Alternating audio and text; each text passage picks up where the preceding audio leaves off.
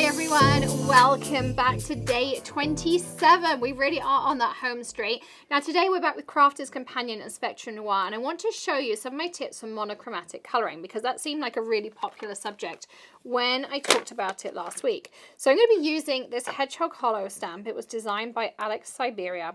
We actually use it in our alcohol marker colouring challenge. So it's 14 days. We teach you all about alcohol markers, colouring, all of my top tricks and tips. If you are interested, you can check it out below, or you can go to thecraftchallenge.com. I'm looking for my heat tool, which is right down here. Okay, so I'm just going to dry this off.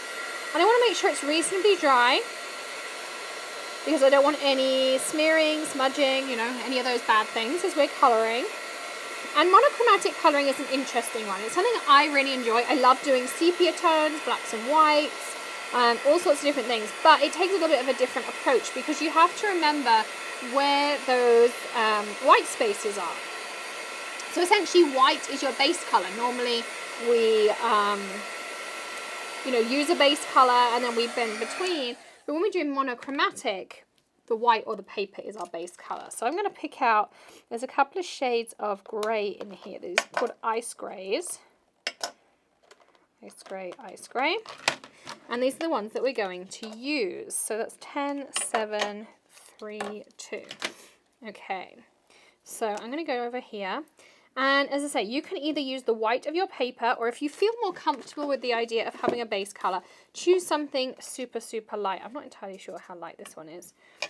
Maybe the mint blue might be better. I'm just going to try it. No, we're definitely going to stick with this. Okay, so I'm going to use, just for this one, I'm going to show you a couple of options. But, so for this one, I'm going to lay down my base colour here. As my lightest. I'm going to do a few petals. I'm leaving the gaps in between because they would naturally be lighter and I would deal with those later. Some would be shadowy, some are just turnover petals.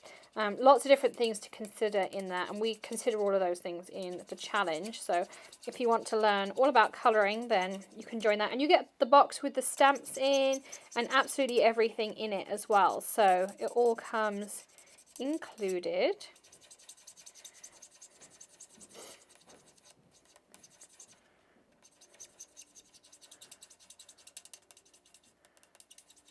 Okay, so that's my base colour. And then I'm going to go to Ice Grey 3, which would next be my, my next shade. And so I'm adding in some darkness.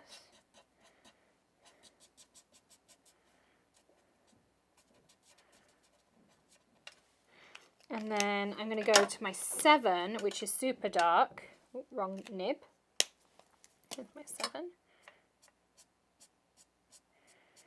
So you see how I'm just flicking, and I taught you about these flicking exercises before, and there's lots more of them that we discuss if you're part of the challenge, but flicking is just a really important skill in marker colouring. You might even want to add some of the things up here, adding some detail in.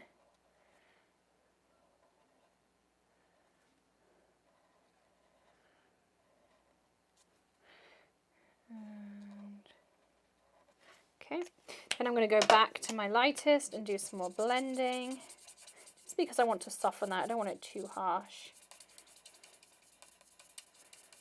And there are, filters you can get to help you. There's all sorts of different.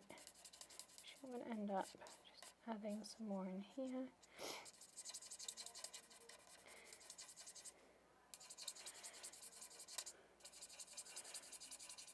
Just like this. And then finally, whoops, I'm going to add very little detail, short flicks, as you can see, with my darkest. Then I still go back through with my mid-tone, which seems to, again, I'm just softening out. I'm adding some of that detail.